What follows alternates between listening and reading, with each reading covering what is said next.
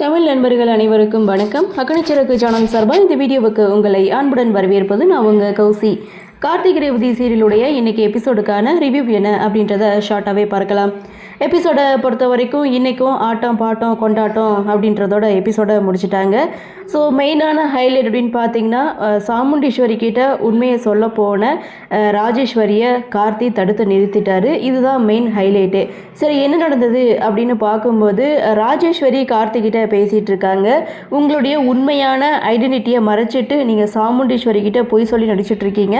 உங்களுடைய குற்றத்துக்கு நான் துணை போக முடியாது. நான் சாமுண்டீஸ்வரி கிட்ட உண்மையை சொல்ல போகிறேன்னு ராஜேஸ்வரி போகிறாங்க. அந்த இடத்துல கார்த்தி ராஜேஸ்வரியை தடுத்து நிறுத்தி எதுக்காக டிரைவராக இங்கே சேர்ந்தாரு அப்படின்றத குட்டி ஃப்ளாஷ்பேக் சீனாகவே எடுத்து சொல்லிடுறாரு. அவங்க என்னுடைய சொந்த அத்தை அப்படின்ற உண்மையை போட்டு உடைக்கும்போது ராஜேஸ்வரி புரிஞ்சுக்கிறாங்க. சிட்டியில் அவ்வளோ வசதி வாய்ப்போடு வாழ்ந்தவர் சொந்த பந்தத்துக்காக இந்த வில்லேஜில் கஷ்டப்பட்டுட்டு இருக்கீங்க. உங்களை மாதிரி ஒரு மனிதரை பார்க்க முடியாது அப்படின்னு சொல்லி கார்த்தியை பெருமைப்படுத்துகிறாங்க. சாமுண்டீஸ்வரி கிட்டையும் உண்மையை சொல்லலை அப்படின்னு கார்த்திகிட்ட சொல்லிட்டாங்க. அடுத்து என்ன, ஆட்டம் பாட்டம் அப்படின்னு சொல்லி ஸ்டார்ட் பண்ணுறாங்க. ஸோ மகேஷோட பிளானே பார்த்தீங்கன்னா இருக்கவங்க எல்லாரையும் வெறுப்பேற்றி பார்க்கணும் அப்படின்ற ஒரே ரீசனுக்காக ரேவதி கூட டான்ஸ் ஆட போகிறாரு.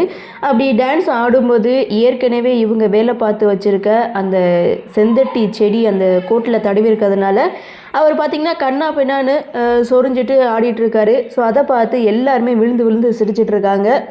அதை பார்த்த மாயா, என் மானத்தை இப்படி வாங்கிட்டு இருக்கானே, இவனுக்கு என்னாச்சு அப்படின்னு சொல்லி மாயா ஒரு பக்கம் புலம்பிகிட்ருக்க.